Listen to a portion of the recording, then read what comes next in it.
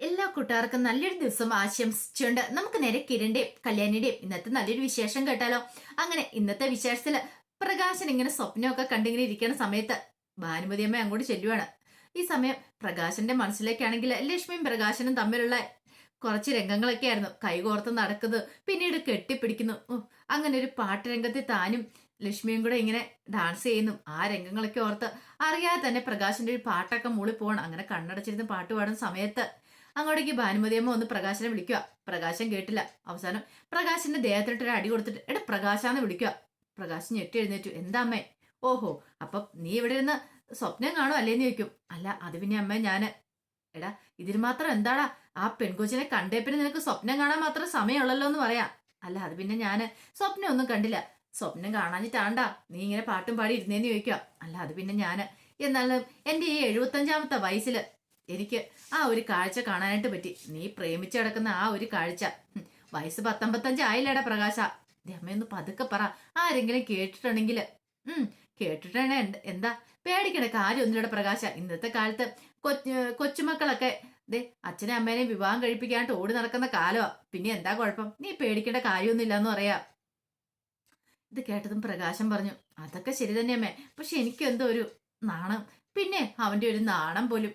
ദേ ഒരു കാര്യം പറഞ്ഞേക്കാം, നീനിയുണ്ടല്ലോ ആ പെങ്കൊച്ചെങ്ങാനും വന്നതിന് ശേഷം എന്തേലും കണ്ണന്തിരി പരിപാടി കാണിക്കാൻ നിന്നിട്ടുണ്ടെങ്കിൽ നിന്നെ ഞാൻ വെറുതെ വിടത്തില്ലെന്ന് പറയണം. എന്റെ കൈ നിന്റെ കർണത്ത് പതിയെന്ന് പറയാ. എന്തിന്? അതെ, ആ ലക്ഷ്മിനെ എങ്ങാനും നീ വേദനിപ്പിച്ചിട്ടുണ്ടെങ്കിൽ അറിയാലോ, വന്ന രണ്ടു മരുമക്കളെ നീ എങ്ങനെയാ വേദനിപ്പിച്ച എനിക്ക് നന്നായിട്ടറിയാം. അത് പിന്നെ അമ്മ കാരണമല്ലേന്ന് ചോദിക്കും. ഞാൻ കാരണോ? അതെ അതെ, അമ്മയ്ക്കും അമ്മയുടെ അപ്പൂപ്പനൊന്നും പെൺകുട്ടികളെ ഇഷ്ടമില്ലായിരുന്നല്ലോ. അങ്ങനെ പഠിപ്പിച്ച അമ്മയല്ലേ എന്നെ, അതുകൊണ്ടല്ലേ ഞാൻ അവരെയൊക്കെ ദ്രോഹിച്ചെന്ന് ചോദിക്കും. അതെ, ആ സ്വഭാവം നീ ഇവിടെ എടുക്കരുത്. ഇവിടെ എടുത്തിട്ടുണ്ടെങ്കിൽ മഹാലക്ഷ്മി വന്ന വഴി അങ്ങോട്ട് തിരികെ പോവും. പിന്നെ അറിയാലോ. ഇല്ലമ്മേ, അതൊന്നും സംഭവിക്കത്തില്ലെന്ന് പറയണം. എനിക്കെന്റെ ഇതേ വരാൻ പോകുന്ന മരുമോളിനി പൊന്നു പോലെ നോക്കണം എന്നൊക്കെ ലക്ഷ്മിയമ്മ പറയണം. പ്രകാശം പറഞ്ഞു, അത് ശരിയാ അമ്മ, പേടിക്കൊന്നും വേണ്ട. അമ്മ ധൈര്യമായിട്ടിരുന്നു. ഞാൻ ഓളെ ഒരു റാണിയെപ്പോലെ തന്നെ വാഴിക്കും, ആ കാര്യത്തിൽ ഒരു സംശയമില്ല എന്നൊക്കെ പ്രകാശം പറയണം. പിന്നീട് ഭാനുമതി മുത്തശ്ശി പറഞ്ഞു, അതെ നീ കഴിക്കാൻ വരുന്നില്ലേന്ന് നിൽക്കും. ഉണ്ട്. അല്ല തണുത്ത് പോയിട്ടുള്ള നിനക്ക് കഴിക്കാൻ ഇഷ്ടമില്ല, ചൂടോടെ കൂടി കഴിക്കാല്ലേ നിനക്ക് ഇഷ്ടം. സ്വപ്നം കണ്ടതൊക്കെ മതി, അങ്ങോട്ടേക്ക് വരാൻ പറയണം. അങ്ങനെ പ്രകാശനെ വിളിച്ചിട്ട് അങ്ങോട്ട് പോവാണ്. ആ സമയം കിരണും കല്യാണിയും കൂടെ കുഞ്ഞിനെയും കൊണ്ട് വരുവാണ്. കുഞ്ഞിനെയും കൊണ്ട് വന്നു കഴിയുമ്പോഴത്തേനും കിരൺ പറഞ്ഞു, ഒരു കാര്യം ചെയ്യാം, നമുക്ക് കുഞ്ഞിനെ കൊണ്ട് അവിടെ സിറ്റ് ഔട്ടിൽ കിടത്തിയാലോ. ഇത് കേട്ട് കഴിഞ്ഞപ്പോൾ കല്യാണി പറഞ്ഞു, അല്ല അത് പിന്നെ സിറ്റ് ഔട്ടിൽ കിടത്തിയിട്ട് അവരാരും വന്ന് എടുത്തില്ലെങ്കിലോ. ഒരു കാര്യം ചെയ്യാം, നമുക്കിവിടെ വെയിറ്റ് ചെയ്ത് നോക്കി നിൽക്കാം. ഒരു പക്ഷേങ്കിൽ കുറെ സമയം കഴിഞ്ഞിട്ട് ആരും വന്നില്ലെങ്കിൽ നമുക്ക് ഷാരി ആന്റിനെ ഫോണിലേക്ക് വിളിക്കാം. അവരെന്തേലും ആവശ്യങ്ങളൊക്കെ ഉണ്ട് വിളിക്കുന്നതല്ലേ, അവരെ വിളിച്ച് കാര്യം പറയാം. എങ്ങനെയുണ്ട്? അത് ശരിയാ, അത് നല്ല ഐഡിയ എന്ന് പറയണം. അങ്ങനെ കുഞ്ഞിനെ കൊണ്ടേ വെച്ച് കഴിഞ്ഞപ്പോൾ കല്യാണി വെച്ചു, അല്ല കിരണേട്ടാ, CCTV ദൃശ്യം കാത്ത് നമ്മൾ ഇനിയിപ്പോ കൊണ്ടേ വെക്കുന്ന രംഗങ്ങളൊക്കെ വരത്തില്ലേ? വരുവാണെ വരട്ടെ, എന്തിനാ പേടിക്കേണ്ട ആവശ്യം? നമ്മൾ തെറ്റവും ചെയ്തിട്ടില്ലോ, വരുന്നതിന്റെ ബാക്കി പിന്നെ എന്ത് ചെയ്യണമെന്ന് എനിക്കറിയാന്ന് പറയാണ്. അങ്ങനെ അവര് കുഞ്ഞിനെ വെച്ചിട്ടും കൂടി മാറി കഴിയുമ്പോഴത്തേനും കുഞ്ഞു കിടന്ന് വലിയവായി കിടന്ന് കരയാൻ തുടങ്ങി.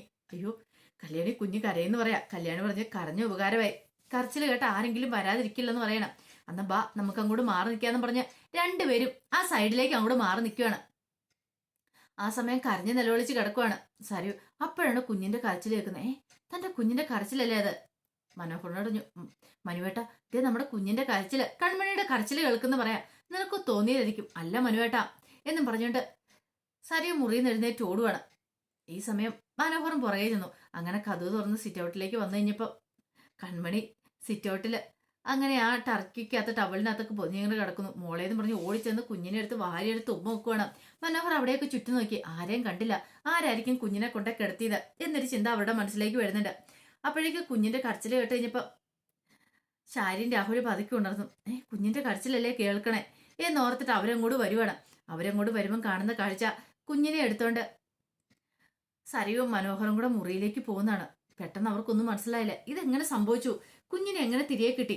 പെട്ടെന്ന് രാഹുലിനോട് ശാരി പറഞ്ഞു, ഭയങ്കര ബുദ്ധിമാനാണ് പോലും, എന്നിട്ട് കണ്ടില്ലേ ഇപ്പം കുഞ്ഞിനെ തിരികെ കിട്ടിയത് കണ്ടില്ലേ? താങ്കൾ പിന്നെ എന്ത് പരിപാടിയാണോ കാണിച്ചെന്ന് ചോദിക്കുക. അത് പിന്നെ ശാരി ഞാൻ കൂടുതലൊന്നും പറയണ്ട, കുഞ്ഞിനെ കൊണ്ടുപോകാനും കുഞ്ഞിനെ കൊണ്ടേ കൊടുത്തിട്ട് ഇനി ഒരു കുഴപ്പമില്ല സമാധാനിച്ചിരിക്കുമായിരുന്നു. എന്നിട്ട് ഇപ്പോഴെങ്ങനെയായെന്ന് ചോദിക്കുക. ഒരു കണക്കിന് നന്നായി, കുഞ്ഞിനെങ്കിലും സംഭവിച്ചു പോയിട്ടുണ്ടായിരുന്നെങ്കിൽ, കുഞ്ഞിനെ കിട്ടാതെ വന്നിട്ടുണ്ടെങ്കിൽ അതെ സരു എന്തെങ്കിലും കടുങ്ങി ചെയ്യുന്നു പറഞ്ഞായിരുന്നേ. എന്താണല്ലോ അതിനുള്ള സമയമൊന്നും ഉണ്ടാക്കില്ല. ദൈവം കുഞ്ഞിനെ എത്രയും പെട്ടെന്ന് എത്തിച്ച് നന്നായെന്ന് പറയാ. ഇനിയിപ്പൊ ആ ഒരു മഹാഭാവം കൂടെ അല്ല കാണേണ്ട വന്നേനെന്ന് പറയാ. എല്ലാം നിങ്ങൾ ഒറ്റയൊരുത്തം കാരണമാണ് ശാരി പറയാ. ഇത് കേട്ടപ്പോ രാഹുൽ പറഞ്ഞു, ഓഹോ, അപ്പൊ ഞാൻ കാരണമല്ല ഇങ്ങനെ സംഭവിച്ചത്. നീ അല്ലേ പറഞ്ഞ കുഞ്ഞിനെ മാറ്റാനൊക്കെ പറഞ്ഞേ? അതെ, ഞാൻ കുഞ്ഞിനെ മാറ്റാൻ പറഞ്ഞോ? നിങ്ങളല്ലേ പറഞ്ഞേ കുഞ്ഞിനെ മാറ്റാൻ പറഞ്ഞു. പക്ഷെ ഇനി ഒരു കാര്യമുണ്ട്. ഇനി ഞാൻ നിങ്ങളോടൊപ്പം കൂട്ടു നിൽക്കത്തില്ല. ആ കുഞ്ഞിനെ എങ്ങോട്ടും കൊണ്ടുപോകേണ്ട കാര്യമില്ല. അങ്ങനെ എന്തെങ്കിലും സംഭവിച്ചിട്ടുണ്ടെങ്കിൽ ദേ അവൾക്ക് അവളുടെ സമനില തെറ്റിപ്പോന്ന് പറയണം. ഇത് കേട്ടപ്പം രാഹുൽ പറഞ്ഞു, അല്ല ഒരു കാര്യം ചോദിച്ചിട്ട് അവനെ കുറിച്ചുള്ള സത്യങ്ങൾ അറിഞ്ഞു കഴിഞ്ഞാലും അവളുടെ സമനില തെറ്റൂലേ? അവള് തന്നെ ഈ കുഞ്ഞിനെ കൊണ്ട് ഉപേക്ഷിക്കും. അപ്പോഴോന്ന് ചോദിക്കണം. അത് അപ്പോഴത്തെ കാര്യമല്ലേ എന്ന് പറയാ. ആ സമയം കിരണും കല്യാണിയും കൂടെ മുറിയിലേക്ക് വരുവാണ്. പിന്നീട് കിരൺ പറഞ്ഞു, എന്നാലും അയാൾക്ക് എങ്ങനെ തോന്നിയില്ലേ ആ കുഞ്ഞിനെ കൊണ്ട് കളയാനായിട്ട്? അത് ശരിയാ, അയാളെ ഇന്ന് ഫോൺ ചെയ്യണം കിരണേട്ടാ. ഇങ്ങനെ വെറുതെ വിട്ടിട്ട് കാര്യമില്ലെന്ന് പറയണ. ശരിയാ, അയാളെ ഫോൺ ചെയ്യണം. അയാളെ ഫോൺ ചെയ്ത് നമ്മൾ കാര്യങ്ങളൊക്കെ അറിഞ്ഞെന്ന് അയാളെയും കൂടെ ഒന്ന് അറിയിക്കണ്ടേന്ന് ചോദിക്കുക. കല്യാണി പറഞ്ഞു, ഇത്തിരി ഇല്ലാത്ത പിഞ്ചു കുഞ്ഞിനെ കൊണ്ട് കളഞ്ഞിട്ട് അയാളുടെ ക്രൂരത. ഇത് കേട്ടപ്പോ കിരൺ പറഞ്ഞു, അയാൾ ഇതല്ല ഇതിലപ്പുറം ചെയ്യുന്ന വിധത്തിനല്ലേ, പിന്നെ നമുക്ക് പേടിക്കേണ്ട കാര്യമുണ്ടോന്ന് ചോദിക്കും. മിക്കവാറും മനോഹർ പക്ക ഫ്രോഡാന്നുള്ള കാര്യം സരയോ അറിഞ്ഞിട്ടുണ്ടെങ്കിൽ സരയോ ആ കുഞ്ഞിനെ ഉപേക്ഷിക്കുക തന്നെ ചെയ്യും. മിക്കവാറും അതിനെ വളർത്താനുള്ള യോഗം നിനക്കായിരിക്കും എന്ന് പറയാണ് കല്യാണിയോട്. ഇത് കേട്ട് കഴിഞ്ഞപ്പോഴത്തേനും കല്യാണി പറഞ്ഞു, അതൊന്നും എനിക്ക് കുഴപ്പമില്ല കിരണേട്ടാ. ഇതേ അതിനെ അങ്ങോട്ട് നോക്കി നോർത്ത് എനിക്ക് ഒരു കുഴപ്പമില്ലെന്ന് പറയാ. പാവ ഒരു മാലാഹ കുഞ്ഞല്ലേ, അച്ഛനും അമ്മയും ചെയ്യുന്ന തെറ്റുകളൊന്നും അതിനറിയത്തില്ലോ. അതൊക്കെ അറിഞ്ഞിട്ടൊന്നല്ലോ അത് ഈ ഭൂമിയിലേക്ക് വന്നേ എന്നൊക്കെ കല്യാണിയും പറയുന്നുണ്ട്. ആ സമയം വളരെ അസ്വസ്ഥപ്പെട്ട് ശാരിയും രാഹുലും കൂടെ മുറിയിലിരിക്കുകയാണ്. എന്ത് ചെയ്യണം എന്നറിയത്തില്ലാത്തൊരവസ്ഥ. പക്ഷെ ഭയങ്കര സന്തോഷത്തിലായിരുന്നു സരയു കുഞ്ഞിനെ നെഞ്ചോട് ചേർത്ത് പിടിക്കണം. അപ്പോഴേക്കും മനോഹർ പറഞ്ഞു, ദൈവമേ, കുഞ്ഞിനെ കിട്ടിയില്ലായിരുന്നെങ്കിൽ എന്ത് ചെയ്തതെന്ന് പോലെ എനിക്കറിയത്തില്ലായിരുന്നു. കുഞ്ഞെ കരഞ്ഞ് അവരുടെ വിഷമങ്ങളൊക്കെ മാറ്റാം. പക്ഷേങ്കില് അച്ഛനും അമ്മയ്ക്ക് അത് പറ്റില്ലല്ലോ. എനിക്കാണെ കുഞ്ഞിനെ കാണാതെ വന്ന ഇപ്പൊ ഭയങ്കര വിഷമായിരുന്നു. ഒരു പക്ഷെ ഞാൻ ആലോചിച്ചു പോയി, കുഞ്ഞിനെ കിട്ടിയില്ലായിരുന്നെങ്കിൽ എന്ത് ചെയ്യുമെന്ന്. കുഞ്ഞിനെ കിട്ടിയില്ല, ഒരു കാര്യം ഞാൻ തീരുമാനിച്ചു. ഞാൻ അങ്ങോട്ട് മുകളിലേക്ക് പോയേനെന്ന് പറയാണ്. മുകളിലേക്ക് എങ്ങോട്ട്? അല്ല അത് പിന്നെ ഞാൻ മരിച്ചു പോയെന്ന് പറഞ്ഞാ. ഓ അങ്ങനെ, മനുവേട്ടൻ ഇങ്ങനൊന്നും പറയില്ലേന്ന് പറയാം. കുഞ്ഞിനെ കിട്ടിയില്ലോ, കൺമണിക്കിനി ഒന്നും സംഭവിക്കില്ല. ഞാൻ കൺമണിയുടെ അടുത്ത് മാറാൻ പോലും പോകുന്നില്ല. കൺമണി എന്റെ കൂടെ തന്നെ ഉണ്ടായിരിക്കും എന്ന് പറയാം. അതെ, മോളിനി വിഷമിക്കൊന്നും വേണ്ട, കുഞ്ഞിനെ കിട്ടിയില്ലോ. അത് ശരിയാ മനുവേട്ടാ, നമുക്ക് എത്രയും പെട്ടെന്ന് തന്നെ ഇവിടുന്ന് പോണെന്ന് പറയാം. തുടങ്ങി അവളുടെ പോക്ക്.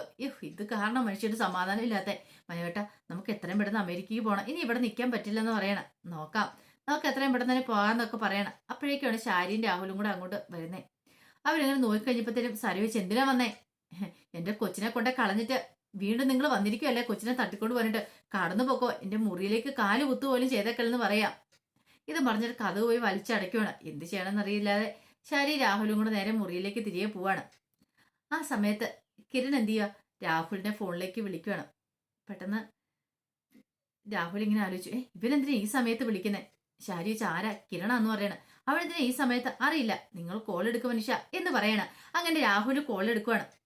കോൾ എടുത്ത് കഴിഞ്ഞപ്പോഴത്തേനും കിരൺ ചോദിച്ചു, നിങ്ങൾ എന്തൊരു ദുഷ്ടനായ ഒരു അച്ഛനാണോന്ന് ചോദിക്കുക. ഇത് കേട്ടപ്പോൾ രാഹുൽ പറഞ്ഞു, എന്താ കിരണേ അങ്ങനെ പറഞ്ഞേ? എന്താന്ന് മനസ്സിലായില്ലല്ലേ? നിങ്ങളെപ്പോലെ ദുഷ്ടതരം കാണിക്കാൻ വേറെ ആർക്കും കഴിയില്ല എന്ന് പറയാണ്. നിങ്ങൾ ചെയ്ത കൊടും ക്രൂരത, എന്ത് വലിയ ക്രൂരത ചെയ്തതെന്ന് നിങ്ങൾക്ക് അറിയാവുന്ന ചോദിക്കുക. ഞാൻ എന്ത് തെറ്റിയെന്നാ നിങ്ങൾ പറയണേ? ഒരു തെറ്റും ചെയ്തിട്ടില്ലല്ലേ? നീ ചെയ്ത തെറ്റ് ഞങ്ങൾ അറിഞ്ഞിടോ. വള്ളി പുള്ളി വിടാതെ എല്ലാ കാര്യങ്ങളും അറിഞ്ഞെന്ന് പറയാം. നിന്നെ പോലീസിൽ പിടിപ്പിക്കാൻ അറിയത്തില്ലാഞ്ഞിട്ടല്ല, തൽക്കാലത്തേക്ക് അത് വേണ്ടെന്ന് വെച്ചിട്ടാന്ന് പറയണം. പിന്നീട് കല്യാണിയെ ഫോൺ വാങ്ങി. എന്നിട്ട് പറഞ്ഞു, നിങ്ങളൊരു അച്ഛനാണോ? ഒരു മകളുടെ വേദന നിൽക്കന്താ മനസ്സിലാകത്തില്ലേന്ന് ചോദിക്കുക.